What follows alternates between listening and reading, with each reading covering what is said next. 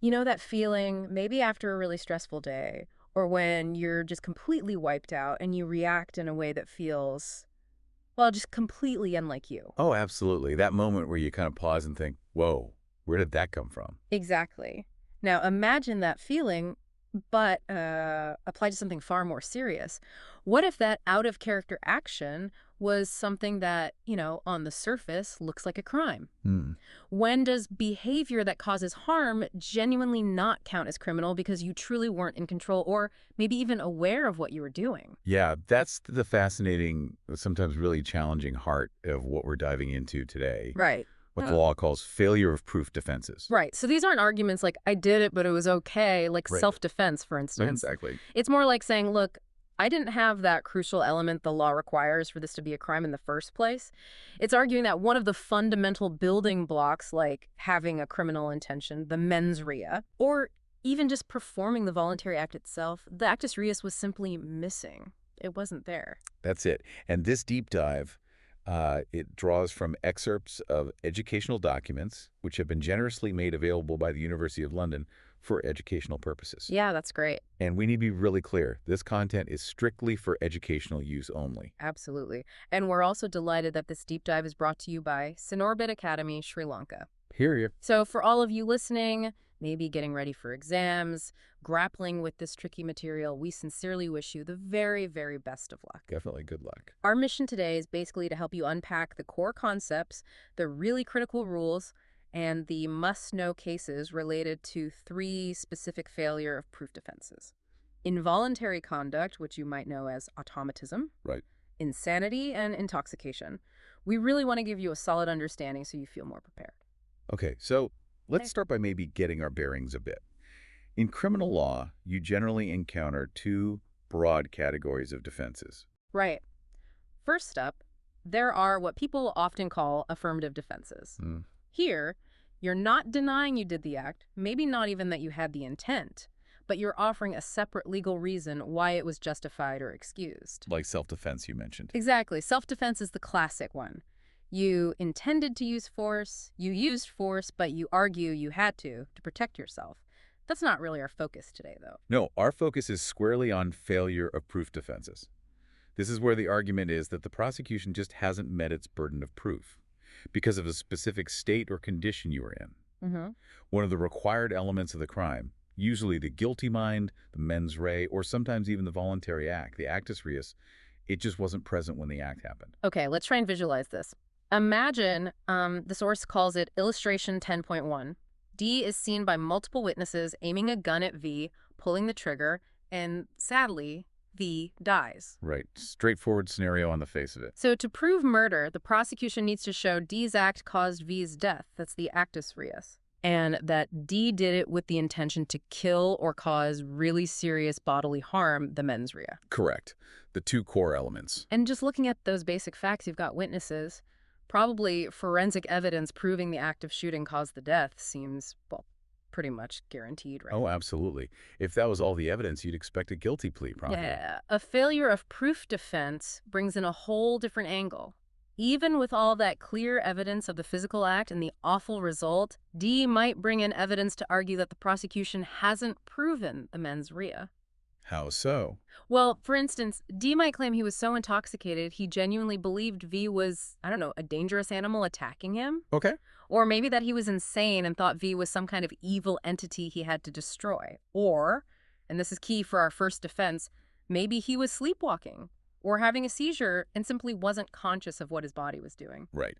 So even though the physical act clearly happened, if there's a plausible argument based on one of these conditions that the mens rea, the intention, the guilty mind, was missing. Or even that the act wasn't voluntary. Exactly. Or even that the actus reus wasn't voluntary, then D could potentially be acquitted.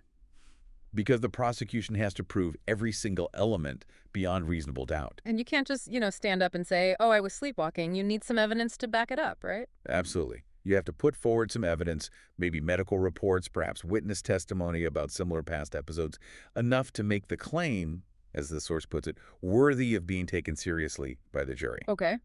But the overall burden, remember, stays with the prosecution to prove the elements and disprove any defense that the defendant has properly raised with some evidence. Right. Okay. So let's dive into the first of these specific defenses. Involuntary conduct, or, as it's more commonly known, automatism. Yes, automatism.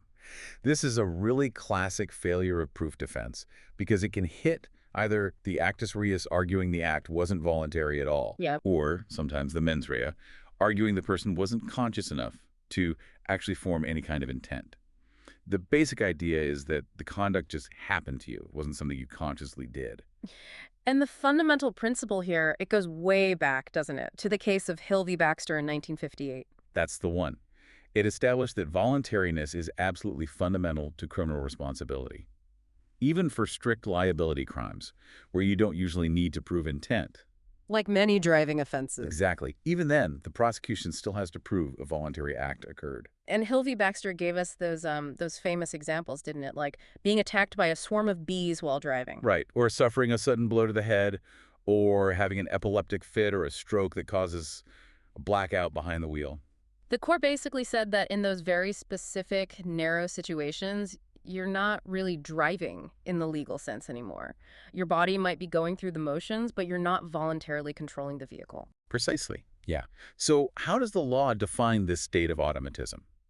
Well, the key definition, the one you really need to remember, comes from Lord Denning in Brady v. AG of Northern Ireland, 1963. Okay, Brady, what did he say? He defined automatism as an act which is done by the muscles without any control by the mind. That phrase, muscles without control by the mind, that's the absolute core of it. Muscles without control by the mind. Got it. And it covers, broadly speaking, two main forms. First, you've got a straightforward loss of physical control. Think about the brake failure in Burns v. Bitter, 1967. Ah, yes, the faulty brakes. Right. The driver physically couldn't stop the car because the brakes failed, and it wasn't his fault they failed. The court said he wasn't really driving in the required sense at the moment the brakes went out. And the second form. The second is a loss of mental control. That's the state of automatism itself, where the person is effectively unconscious, where their mind just isn't directing their body's actions. Okay. Now, you mentioned earlier there's a big catch with automatism, and it links to the next defense we'll discuss. Yes, this is crucial. While a successful automatism defense leads to a complete acquittal, walk away free, no conviction. Which sounds great. It does. But there's a major risk. If the condition that caused the automatic state is deemed by the courts to be a disease of the mind, then the defense automatically flips. It's no longer automatism, it becomes insanity. Ah, okay. And the outcome for insanity is very different, isn't it? It's that special verdict, not guilty by reason of insanity. Exactly. Yeah. And while sentencing options have become more flexible since the early 90s, it's not a simple acquittal. It can still lead to significant restrictions, potentially including mandatory hospitalization, much less appealing than just walking free. Right. You can see why defendants might be wary. Definitely. Think about the contrast between the defendant in Brady. His psychomotor epilepsy was ruled a disease of the mind, leading to the insanity verdict and indefinite committal. Wow. Versus the outcome in the really pivotal case of Quick 1973. Quick. Okay, tell us about Quick. This sounds important. It is. Quick involved a diabetic psychiatric nurse charged with assaulting a patient. His defense was that he was in a state of automatism due to hypoglycemia, that's low blood sugar. Okay. And how did that happen? It was brought on because he'd taken his insulin, but then hadn't eaten enough, and he'd also had some alcohol. Right. A dangerous combination for a diabetic. Indeed. Now, the trial judge initially said his condition amounted to insanity, but the Court of Appeal overturned that. They said, no, this was automatism. Why the difference? Well, this case, along with another key one, Kemp, 1957, where arterial sclerosis causing unconsciousness was deemed insanity, gives us the absolutely vital test for distinguishing between insanity and simple automatism. Okay, here we go. This is the big one. This is the internal-external test. Honestly, if you take one thing away about these two defenses, it's this distinction. Internal versus external. What's the rule? The rule, basically derived from cases like Kemp and Quick, is this. If the defect of reason or the loss of control stems from an internal condition, something inherent to you, originating within you. Like Kemp's arterial sclerosis. Or Brady's epilepsy. Precisely. Then the law treats it as insanity. But if it stems from an external factor, something acting on you from the outside. Like Quick taking insulin. Exactly. then it's simple automatism. So in Quick, the hypoglycemia wasn't just seen as part of his diabetes, an internal condition. The crucial trigger was taking the insulin, an external factor, and then failing to counteract it with food and adding alcohol. Right. And Lawton LJ in Quick described this kind of automatism really well. He called it a malfunctioning of the mind of transitory effect caused by some external factors such as violence, drugs, alcohol, or hypnotic influences. That quote really captures the essence of the external trigger idea. Okay, so that internal-external split is fundamental. But even if you think you have an external cause, getting an automatism defense to succeed sounds like it's still pretty tough. It really is. The source material points out three main reasons why it has a pretty low success rate in practice. What's the first one?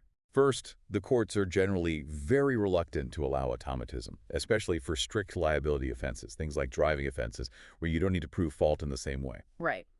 We saw Burns v. Bitter, where the non-fault brake failure worked because it arguably negated the actus reus of driving altogether. Yes, but simply not being able to avoid the prohibited act isn't enough if you still had some control.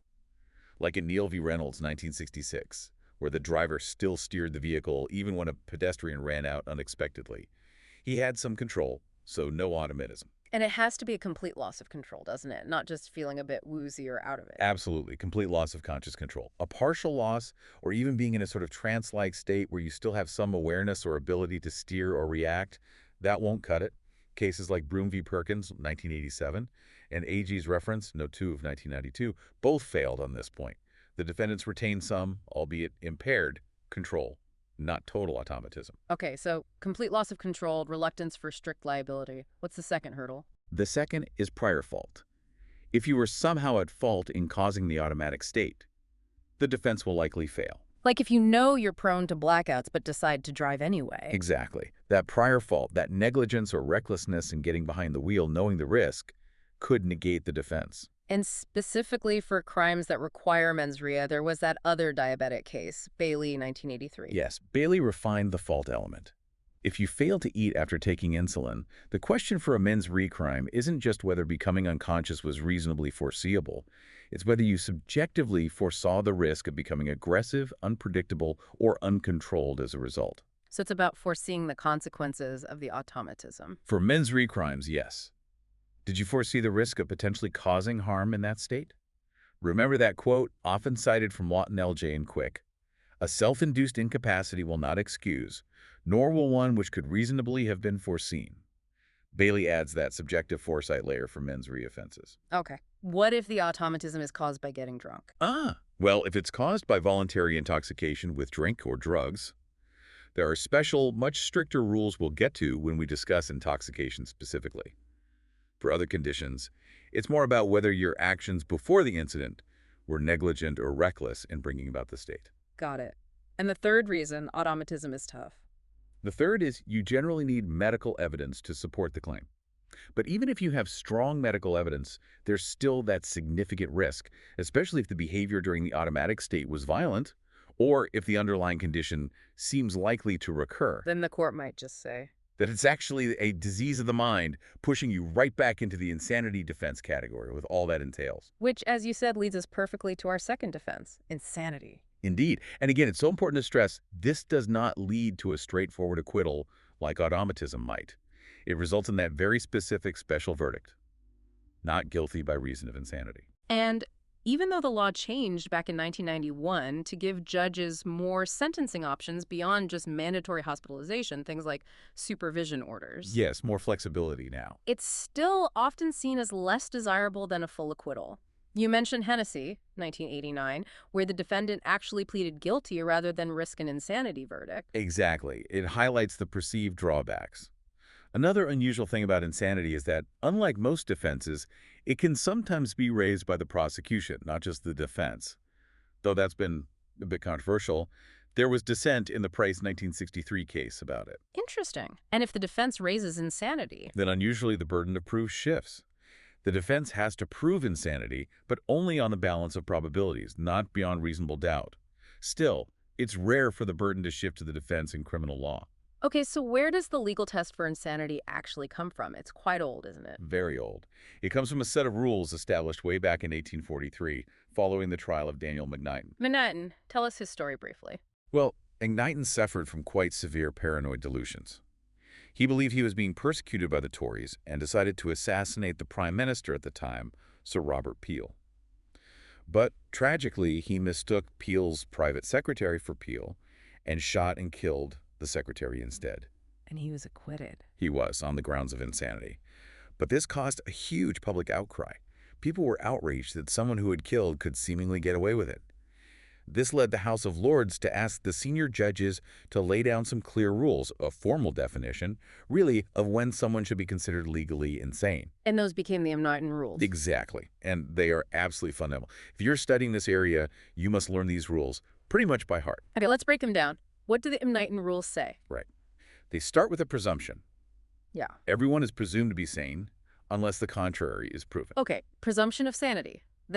Then, to establish the defense of insanity, it must be clearly proved that, at the time of committing the act, the defendant was laboring under such a defect of reason from disease of the mind. That phrase again. Defect of reason from disease of the mind. And what must that cause? It must cause the defendant either not to know the nature and quality of the act they were doing. Meaning they didn't understand the physical character and consequences of their actions. Precisely. Or, if they did know the nature and quality, they didn't know that what they were doing was wrong. So two possibilities. Didn't understand the act itself or didn't know it was wrong. Exactly. So the absolute core isn't just having some diagnosed mental health condition. It's having a defect of reason, which must stem from a legal disease of the mind. And that defect must prevent you from understanding the physical reality of your act or its legal wrongfulness. Okay. And what about those delusions Knighton had? Do the rules say anything specific about delusions? They do. There's a specific part that says if you act based on an insane delusion, you should be judged legally as if the facts of your delusion were actually true. How does that work in practice? Well, if, under those deluded facts, your action would have been legally justified, like self-defense, then you might have the insanity defense. The case of RVOE 2013 is a good illustration. Oh, what happened there? The defendant attacked police officers because he genuinely believed they were evil spirits trying to harm him. He tried to claim self-defense based on this belief. But the court said? The court said, no, the correct defense here is insanity. Why? Because if his delusion had been true, if he really was being attacked by evil spirits, then using force to defend himself would have been legally justified. So the delusion provided the basis for the insanity plea. Ah, I see. That contrasts with Knighton himself, right? His delusion was about a political conspiracy. Exactly. And even if that conspiracy delusion had been true, it wouldn't have legally justified murdering someone. Okay, that clarifies the delusion part. Now, is insanity just about lacking mens rea? Not necessarily, and that's an important point. An insane person can technically intend the physical actions. They might know they're stabbing someone, for example, but still qualify for the defense if their defect of reason means they don't understand the true nature or quality of the act. Maybe they think they're cutting a loaf of bread, or they don't know it's legally wrong. The source mentions a case, Loke. Yes, Loke involves harassment. The defendant clearly intended to send the harassing texts, but her defect of reason allegedly prevented her from understanding their nature or wrongfulness. So the defense could potentially apply even though she performed the actus reus intentionally. Insanity can apply to any crime, even strict liability ones where intent isn't normally required at all. Okay. Now, back to that absolutely critical phrase, disease of the mind. You stress it's a legal term, not purely medical. Absolutely. The key legal test comes from Devlin J. in that Kemp case again, back in 1957. What was his test? He said, essentially, that a condition qualifies as a disease of the mind if it's capable of affecting the mind in such a way as to cause a defect, temporarily or permanently, of its reasoning, understanding, and so on. You really need to know that test from Kemp. It's the foundation for what the law considers a disease of the mind. And this legal test, this is what leads us back to the internal-external distinction we talked about with automatism. Precisely. It's the application of the Kemp test that generally leads judges to say, if the source of the defect of reason is internal, it's a disease of the mind, insanity. If the source is external, it's not a disease of the mind, so it might be simple automatism. Which explains those seemingly contradictory examples you mentioned earlier, diabetes. Right. Medically, it's one condition, but legally. In Quick, hypoglycemia caused by taking insulin, external factor, led to automatism. But in Hennessy, 1989, Hyperglycemia caused by failing to take insulin, allowing the internal diabetic condition to manifest, was ruled insanity. Same medical condition, different legal label, purely based on the trigger being internal or external. Exactly. It can seem very arbitrary. What about sleepwalking? That seems like an internal state. Traditionally, it was often seen as automatism. But the modern trend, especially following cases like Burgess 1991 and Lowe's 2005, is that if the sleepwalking stems from some underlying internal neurological or physiological issue, it's more likely to be classified as arising from a disease of the mind, making it insanity. It's quite ironic. Yeah, it really turns the common understanding on its head. What other conditions fall under disease of the mind? Well, based on case law, epileptic seizures, Sullivan 1984, severe clinical depression, Rebbia 1980 in Canada, where the court found the shock of rejection was external, but the resulting dissociative state stemmed from the internal condition. The focus is always on the source of the mental malfunctioning according to the law. Okay. One last bit on the Mnatin rules. That part about knowing it was wrong, you said that means legally wrong. Yes, strictly legally wrong, not morally wrong. The absolute classic case here is Windle, 1952. Mr. Windle killed his wife, who was suicidal and suffering greatly. He seemed to believe it was morally the right thing to do, perhaps a mercy killing in his mind. But crucially, when he was arrested, he apparently said something like, "I suppose they will hang me for this." Showing he knew. Exactly. That statement clearly showed he knew his act was against the law, even if he felt morally justified. Because he knew it was legally wrong, the insanity defense failed. So knowing it's against the law is the key test for that part of the Mnatin rules. Correct. So just to quickly recap the link between automatism and insanity. Both can involve a state where you lack control or awareness. The crucial legal differentiator is the source of that state. Internal causes point towards insanity, special verdict. External causes point towards automatism, potential full acquittal, but both face significant hurdles in court. Right. Okay, let's shift gears now to our third and final failure of proof scenario for today.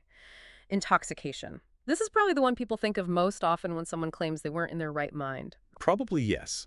And the first, absolutely most critical point to get across about intoxication is that it is not a defense in itself. Let me repeat that. Intoxication is not a defense. Okay, not a defense. So what is it? In fact, as the source material notes, being intoxicated can often make things worse for you in the eyes of the law, not better. So how can it ever help a defendant? Its value is purely evidential. Evidence that you were intoxicated can simply be used as part of an argument that you lacked the necessary mens rea, the required guilty mind, for the specific crime you're charged with. Like in that case Lipman 1970 you mentioned earlier, with the LSD. Exactly. His evidence about being on an LSD trip helped convince the jury he didn't have the specific intent required for murder, so he's convicted of manslaughter instead. The intoxication evidence went towards negating the mens rea for murder. But its usefulness is quite limited, you said. Very limited. Generally, it's not a defense at all for crimes of negligence or strict liability crimes. Like the driving example. Right. In Blakely and Sutton, 1991, a driver convicted of driving with excess alcohol couldn't use the defense that his drink had been spiked, making him unaware he was over the limit. Driving over the limit is a strict liability offense. Your awareness or intent generally doesn't matter. Unless perhaps the intoxication was so extreme it led to automatism, like physically unable to control the car. Yes, that's the potential exception. If the intoxication caused a complete loss of physical control, true automatism, it could theoretically negate the actus reus even for a strict liability crime because you weren't performing a voluntary act.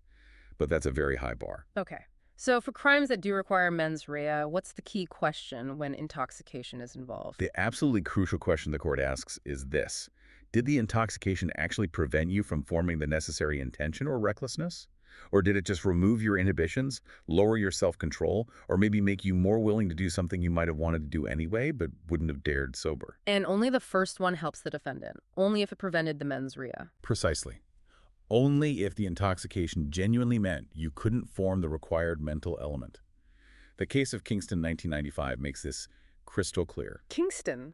What happened there? Kingston committed a sexual assault, but argued he only did it because someone had secretly drugged his coffee. So, involuntary intoxication. Yes, arguably. But the House of Lords upheld his conviction. Why? Because even though he might not have committed the assault if sober, the drug merely removed his inhibitions. He still intended the physical actions constituting the assault while disinhibited. The intoxication didn't prevent the mens rea, it just facilitated it. Wow. So even if someone else tricks you into being intoxicated, if you still form the intent for the crime, you're still liable. That's the principle from Kingston. This leads us straight into the really vital distinction between voluntary and involuntary intoxication. Okay, voluntary first. How is that defined? The definition comes from the Majewski 1977 case. It's basically becoming intoxicated by taking something you know is, or might be, an intoxicant, and you're not taking it properly under medical direction. That Majewski definition of voluntary intoxication is another key one to remember. Got it. And what's the big rule about voluntary intoxication? This is the Majewski rule, perhaps the biggest restriction on using intoxication evidence. Voluntary intoxication cannot be used to negate the mens rea for basic intent crimes. Cannot be used for basic intent crimes at all. Correct.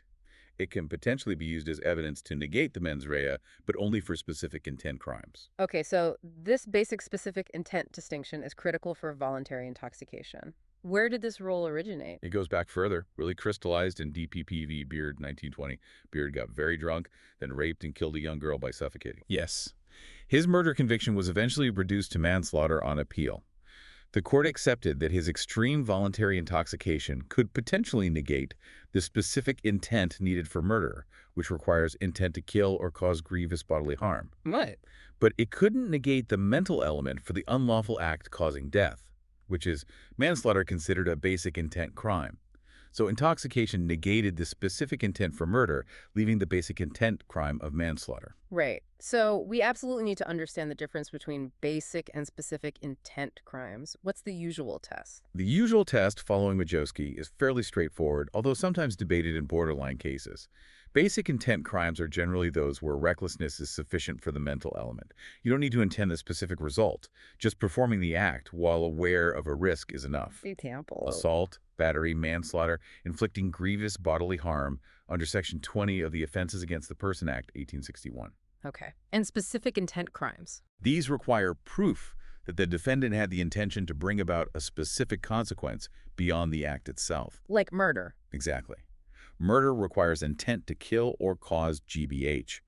Other examples include causing GBH with intent under Section 18, theft, which requires intent to permanently deprive, robbery, burglary with intent. So for voluntary intoxication, potential defense for specific intent crimes like murder, S18, but no different for basic intent crimes like assault, manslaughter, S20. That's the core Majewski rule. Is there any exception? There's a qualification known as the Dutch Courage Rule from AG of Northern Ireland v. Gallagher, 1963. Dutch courage. Yeah.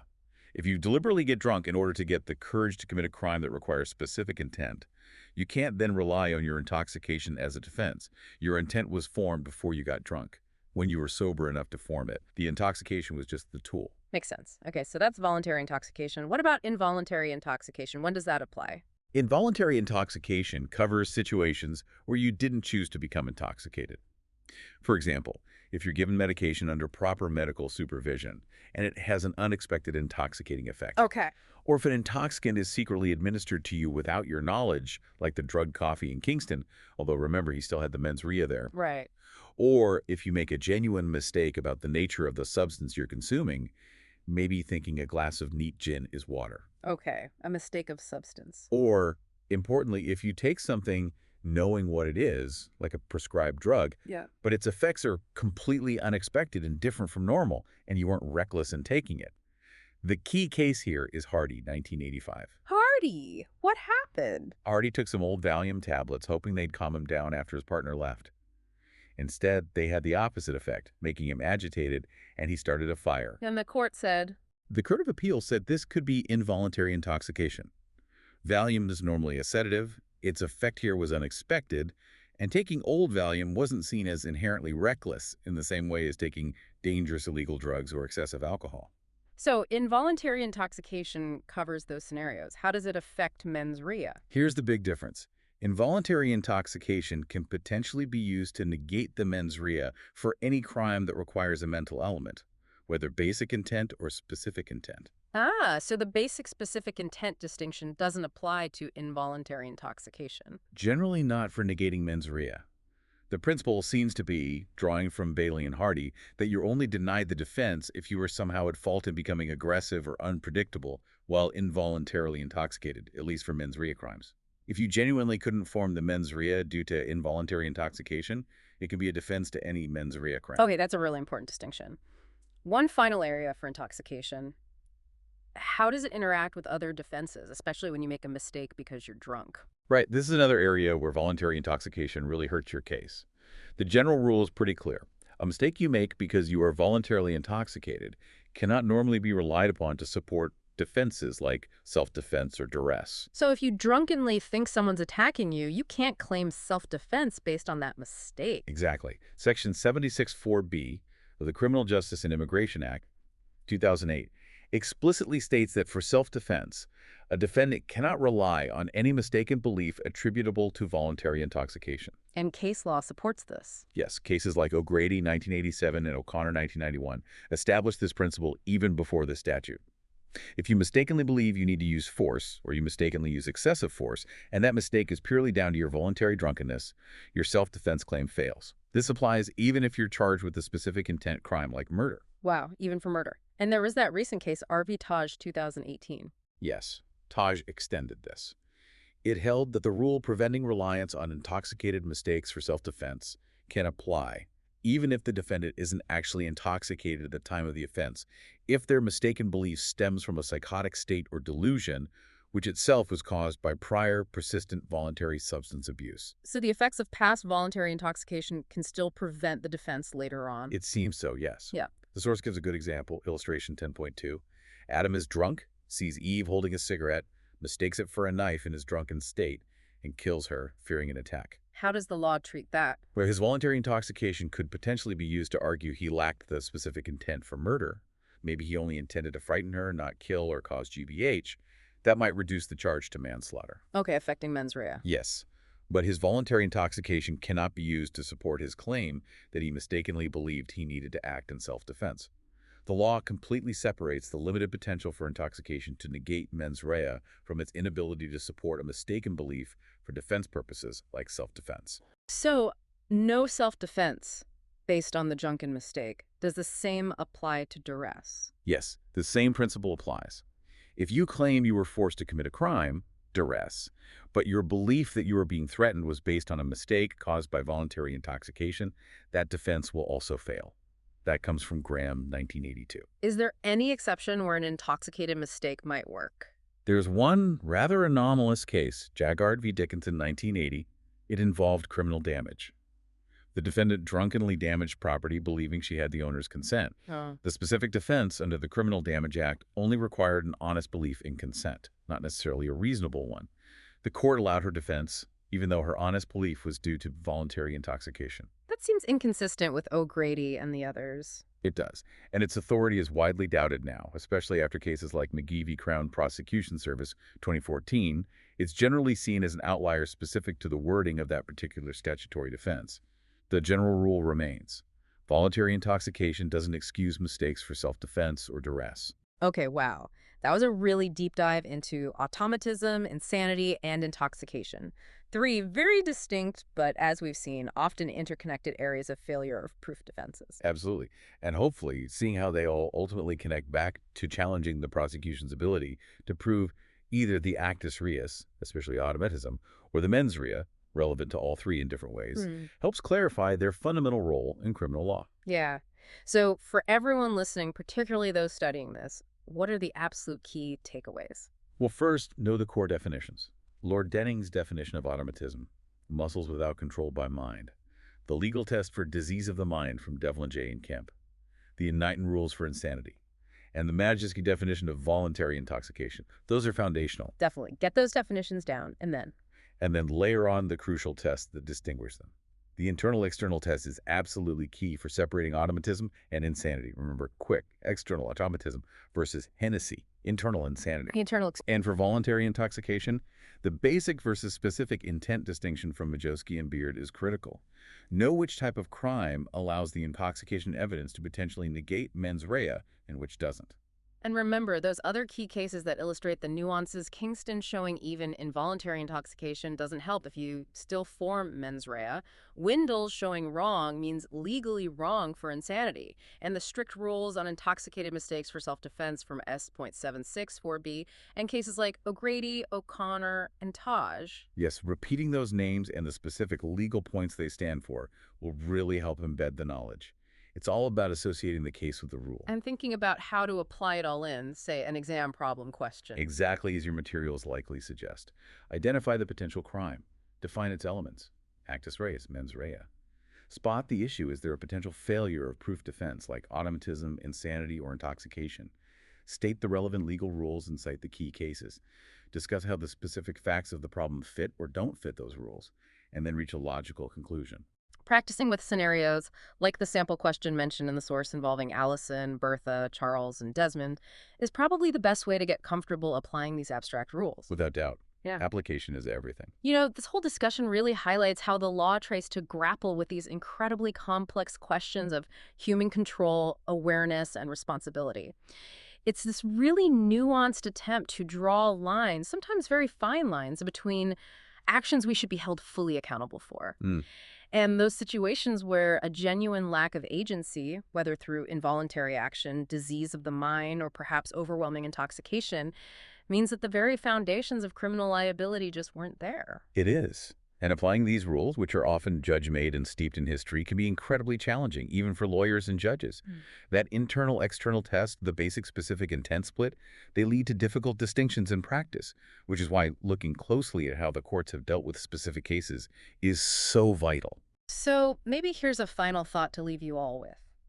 These legal definitions and distinctions, like the one between an internal disease of mind and an external cause for automatism, or the basic specific intent split for intoxication, were often developed, as you said, a long time ago, sometimes centuries ago. Hmm.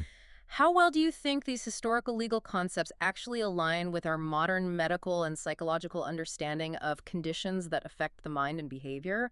Does the law, as it stands today, strike the right balance between protecting society and fairly absolving individuals for actions that truly weren't them? That's a really good question. Definitely something to ponder as you continue your studies in this area. Indeed. Well, before we wrap up, we absolutely want to express our sincere gratitude once more to the University of London for making these incredibly valuable educational materials available. Yes, thank you to them. And also a huge thank you to Sinorbit Academy Sri Lanka for supporting this deep dive and making it possible. Absolutely. Yeah. And good luck again to all of you listening with your studies and any exams you might have coming up. Keep revisiting this material. Study those rules and cases and practice applying them. You can definitely get your head around this. Good luck.